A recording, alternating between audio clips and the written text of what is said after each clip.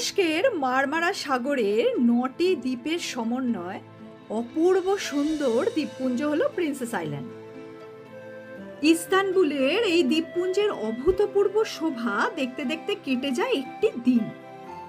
Cruise sheep করে এই দ্বীপপুঞ্জ ঘোরার অভিজ্ঞতা তুরস্কের প্রায় সব পর্যটকরাই করে থাকেন। সুপ্রভাত বন্ধুরা, দেখতেই পাচ্ছ আমরা রেডি। এখন ৮টা বাজে, মোটামুটি ব্রেকফাস্ট টেবিলে বসে গেছি। ব্রেকফাস্ট খেয়ে কালকে যেমন তোমাদের বলেছিলাম যে আজকে আমাদের একটা ক্রুজ রাইড আছে, তো সেই ক্রুজের উদ্দেশ্যে বেরিয়ে পড়ব। তুরস্কে এসে দেখছি যে এখানকার লোকজন শাক জাতীয় জিনিসপত্র কিন্তু খুব খায়। তাছাড়া রয়েছে এই পুডিংটা, যেটা আমার ভীষণ ভালো লাগে ব্রেকফাস্টে। আমাদের ড্রাইভার কতদূর এখনো আসেনি? এত তাড়াহুড়ো করে আমরা রেডি হলাম যে অন্য হোটেলে গেস্ট পিক আপ করে তারপরে আমাদের নিয়ে যাবে। আমরা এখন বসে আছি হোটেলের লবিতে, ওয়েট করছি বাসের। তো তোমাদের তো বললোই হিউ যে বাস এখন গেছে অন্য প্যাসেঞ্জারদের আমাদের খুঁজে না পেয়ে অন্য প্যাসেঞ্জারদের নিতে।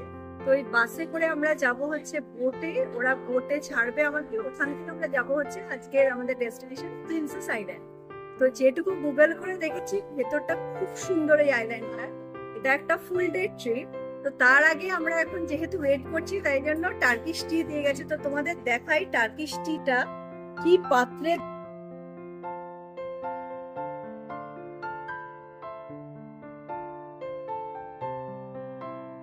নতুন কোনো দেশ মানেই নতুন নতুন কাহিনী। তুরস্কে যেমন পথে ঘাটে রেস্টুরেন্টের লবিতে সব জায়গায় বেড়ালের আধিক্য। প্রথম দিকটায় আমি অবাক হলেও পরে শুনলাম এক অদ্ভুত গল্প। তুরস্ক ভূমিকম্প প্রধান দেশ হওয়ায় আগে বাড়িগুলো হতো কাঠের তৈরি। কাঠের বাড়ি হওয়ায় সেই সময় ইঁদুরের উপদ্রব তুরস্কে অত্যন্ত বেড়ে যায়। ইঁদুর এবং অন্যান্য ছোট ছোট প্রাণীদের হাত থেকে বাঁচতে তখন থেকেই বেড়ালদের আধিপত্য শুরু হয় সমাজে, যা এখন হয়ে দাঁড়িয়েছে তুরস্কের বিশেষত ইস্তানবুলের কালচারের একটি অংশ।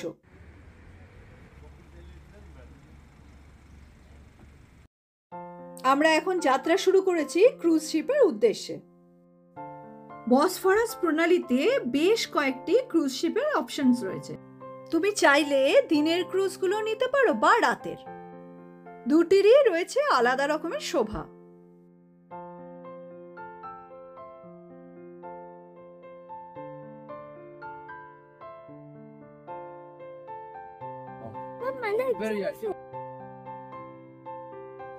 হ্যাঁ, জলে ভর্তি জেলিফিশ।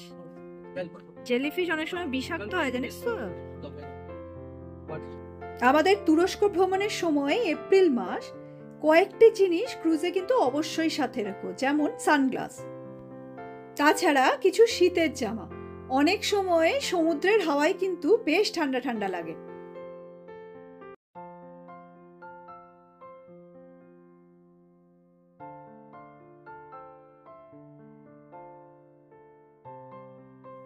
জাহাজটির ওপরের দুটি ডেক সম্পূর্ণ উন্মুক্ত, যাতে পর্যটকরা বসে খোলা বাতাসের আনন্দ নিতে পারে।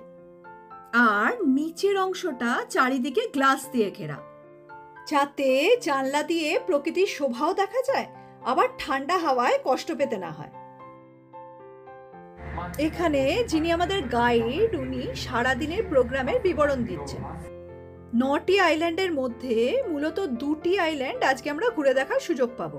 প্রসঙ্গত বলে রাখি যে ৯টি আইল্যান্ডের মধ্যে 4টি আইল্যান্ডেই কিন্তু এখনো মানুষ বসবাস করে, বাকিগুলি কিন্তু এখনো বসবাসযোগ্য নয়।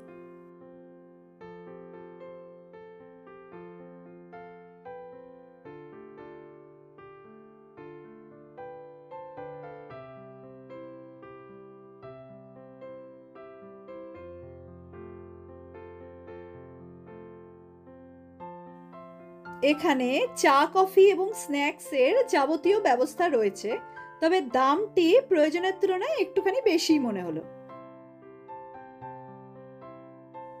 মারমারা সাগরটি কিন্তু একটি ছোট্ট সাগর, যা সম্পূর্ণরূপেই তুরস্কের সীমানার মধ্যে অবস্থিত।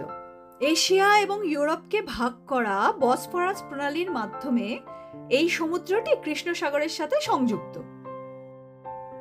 আমরা দিনের বেলার ক্রুজ নিয়েছি, কারণ এপ্রিল মাসেও ইস্তানবুলের হাওয়া কিন্তু এখনো শিরশিরে ঠান্ডা ভাব রয়েছে। যদি রাতের ক্রুজ নেওয়া হয় তাহলে কিন্তু অবশ্যই শীতকালীন জামা কাপড় সাথে রেখো। সূর্যের আলোয় ইস্তানবুল শহরটা যে কি ঝকঝক করছে বলার নয়।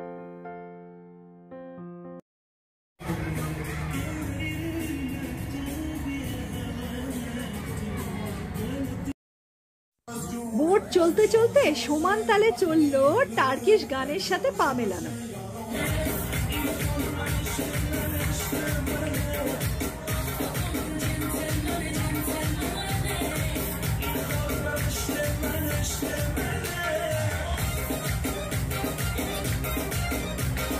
সেগুলো প্রিন্সেস আইল্যান্ড, সামনেই দেখা যাচ্ছে প্রিন্সেস আইল্যান্ডের port.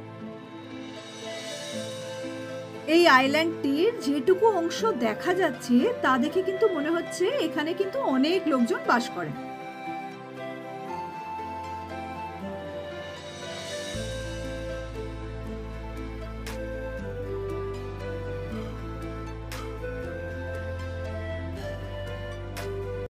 What is the name of this island? Hipali. Hipali. Hipali. Yeah. Hipali.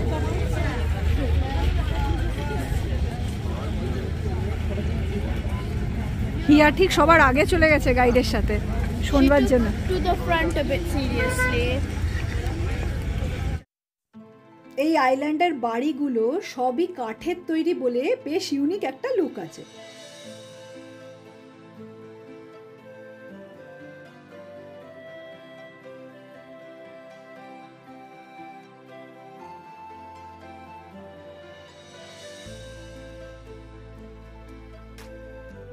এই আইল্যান্ডটির আরেকটি বিশেষত্ব হলো এখানে কিন্তু যাবতীয় গাড়ি চলে ইলেকট্রিকে, পেট্রোল ডিজেলের গাড়ি কিন্তু এখানে ব্যবহার করা হয় না। এছাড়াও এরকম সাইকেল রেন্টে নিয়ে আইল্যান্ডটি ঘুরতে পারো। আমরা এখন আবার চলে এসেছি জেটিতে। আমাদের 1 ঘন্টা সময় দেওয়া হয়েছিল, 1 ঘন্টার বাদে কিন্তু জাহাজ আবার ছেড়ে দেবে। এবার আমাদের গন্তব্যস্থল হবে প্রিন্সেস আইল্যান্ডের আরেকটি বড় আইল্যান্ড। এখন লাঞ্চ টাইম, সারাদিনের প্যাকেজ নেওয়া হয়েছে বলে লাঞ্চটা এর মধ্যে ইনক্লুডেড।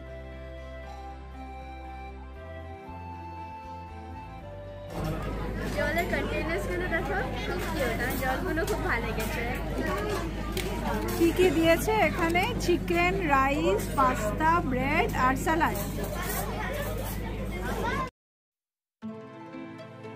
আমরা এখন চলে এসেছি প্রিন্সেস আইল্যান্ডের আরেকটা আইল্যান্ডে। প্রিন্সেস আইল্যান্ড অনেকে কিন্তু সামার হোম হিসেবেও ব্যবহার করে। এখানে তারা বাড়িঘর বানিয়ে রাখে শুধুমাত্র সামারটা উপভোগ করার জন্য, তারপরে স্কুল খুলে গেলে আবার প্রধান শহরে ফেরত যায়। সমগ্র আইল্যান্ডটি পায়ে হেঁটে ঘোরা খুবই কষ্টকর, তাই জন্য অনেকেই সাইকেল ভাড়া করেছেন।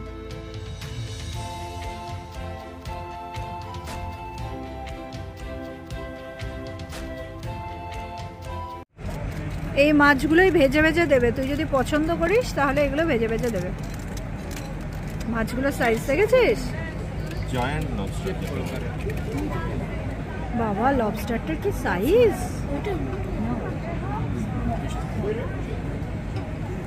এইগুলো কি মাছ? সার্ডিন?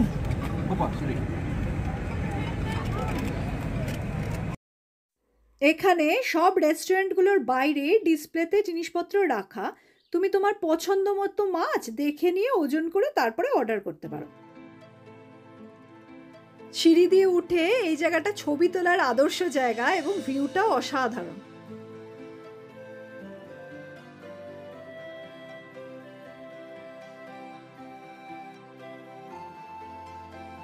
জায়গায় জায়গায় এরকম লোকাল টার্কিশ মিষ্টির দোকান রয়েছে, বেশ অনেকটা আমাদের ছানার বড়া টাইপ দেখতে। আমাদের প্রিন্সেস আইল্যান্ড ঘোরা হয়ে গেল। দেখে সত্যি অবাক লাগলো যে কি করে এত সুন্দর একটা আইল্যান্ডের মধ্যে এরা কাঠের বাড়ি দিয়ে পুরো ফেয়ারি টেলের মতো বানিয়েছে এবং সেটাকে এত সুন্দর মেনটেন করেছে। তো যাই হোক, এখন আমরা ফিরছি। সামনেই ব্লু মস্ক আর হাজিয়া সোফিয়াও দেখা যাচ্ছে। তো আর মোটামুটি ধরো 10 মিনিটের মধ্যে আমরা পৌঁছে যাব আশা করছি। আমরা এখন হোটেলের পথে। তুরস্কের ইস্তানবুলে আজই আমাদের শেষ দিন।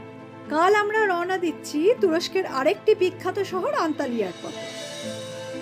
আমাদের তুরস্ক ভ্রমণের আগের দুটি পর্ব দেখার অনুরোধ রইল।